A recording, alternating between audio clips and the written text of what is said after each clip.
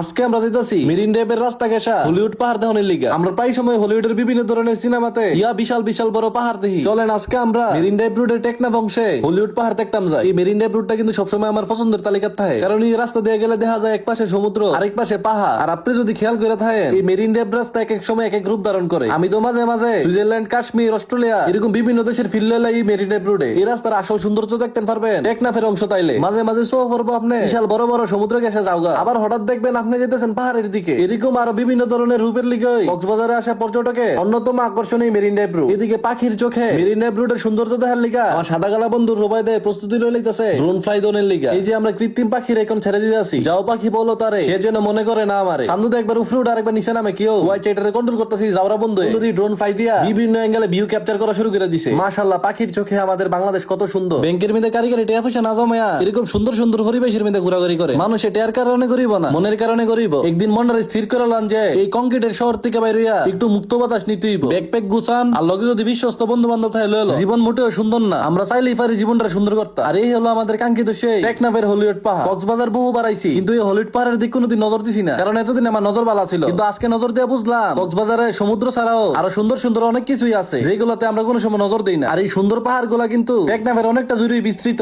এবার সময়ের কারণে এটির কাছাকাছি যাওয়ার সুযোগ পাইছি না, কিন্তু নেক্সট টাইম এলে এই হলিউড পাহাড়ের কাছাকাছি যাওয়ার চেষ্টা করা। এনে কতক্ষণ ছবি ভিডিও তোলার পরে বন্ধু সামনে গেছে, হ্যাঁ বলে অনেক সময় বিচের মধ্যে একটা বিশাল বড় মাছ পড়ে থাকতে দেখছে। পরে সাইড বেড়া অনেক কষ্ট করে হিজা কাটা বাই করতাম সক্ষম হইছি। এখন যায় যদি দেখি হেন কোনো মাছ টাছ নাই, তাহলে বন্ধু সাউন্ডে হেন মাছ বানায় শোয়া জলফাটা হিসাবে প্রদর্শন করায়। এর আগে মেন চিন্তার বিষয় হয়েছে গাড়ি নিয়ে আবার বালুর মধ্যে আটকে থাকা, কারণ সমুদ্র পারে যদি একবার গাড়ি আটকাতে পারে তাহলে এই গাড়িটা উঠাইতে কিন্তু পাইতার হয়ে থাকা। কিন্তু আমার বন্ধু সাউনে তো কোনো সাধারণ ড্রাইভার না, যেমন বালুর উপরে উড়াল থাকা এটা বিচয় পড়ছে। আয়াধি আবার ড্রিফট মারা শুরু করে দিছে। আচ্ছা ড্রিফট টিপ বাদ দেয় কোনো, তাই আমরা মাছ দেখতাম। বন্ধু সাউনে যাতে কোনো ভাবে দূরে না দিতে পারে এই কারণে হেতার একদম কেতকুতানের সিপাত করে লয়ে যেতেছি। সান্দই রইদের মধ্যে বিচের মধ্যে নামাইছো। এখন যদি মাছ না দেখি তাহলে তোমার আর কেউ সুযোগ পাইতো না। এই কথা কয়ে হারা সারণের লগে লগে দেখি হ্যাঁ আমার থেকে দূরে যেতেছে গাড়ি। কাহিনীটা কি? হ্যাঁ ওই দেখ বন্ধু সামনে দি মাছটা। প্রথম দেখাতে আমি নিজেও মাছ মনে করছিলাম, পরে কৌতূহলী মনটা লয়ে আমরা সবাই সামনে যাওয়ার পরে দেখি আর এটা তো মাছ না। এ মাঙ্গে না তোর খবর আছে তুই আনো তুই বেটা বুঝুম বাজুম বুঝতে আমরা বেটা বিচন আইছো। হ্যাঁ আমার কথা হইনা দি মারছে দূর। আর আজকে ধরতে হলে তোর একদিনকে আমার একদিন মা গোমা জানের ডরে দেন নাকি একটা দূর দিছে। বন্ধু যেটা দেখছে এটা কোনো মাছ ছিল না, এটা বিশাল তিমি আকৃতি একটা গাছের ফাড়ি। বন্ধু নয় না গাছের ফেদারা কইতাছে হ্যাঁ বলে গাছ বিশেষজ্ঞ। হ্যাঁ বলে ইকোনি গাছটারে পরীক্ষা করে দেখবে এটা কোন প্রজাতি। আমরা বড় মাছ দেখার সৌভাগ্য না হইলেও ছোট ছোট মাছটি দিয়ে আমরা সামনে দিয়ে হেলামেলা করতেছে। আর আমরা কইতাছে আরে বুদাই যা করলি হুদা। দেখেন জীবনে কি একটা পরিস্থিতি দিয়ে দাঁড়াইছি। আজকাল মাছ আমরা লোকে মজা করে। আমরা বন্ধু শোনে আমার বিজের মাছ কেন এটা কে কইতাছে হ্যাঁ বলে একটা আজব প্রকৃতির মাছ দেখছে। আমি যাতে মাছটার মিস না করি এই কারণে দূরে যেতেছি এটার সামনে সামনে যাইতে এটা আমার বন্ধু নয়নের সাইজের একটা জেলিফি। হিরে বেটা এনে তুই রোদের মধ্যে চিত্তে সরিষস করে সমুদ্র ফারাতে গোসল না করবি। বন্যের পানি বনে সুন্দর আর জেলিফি সুন্দর পানিতে। এ বেটা চিত্তে এমনি শুয়ে থাক লইব ঘুমের দুইটা অনেক যা বেটা।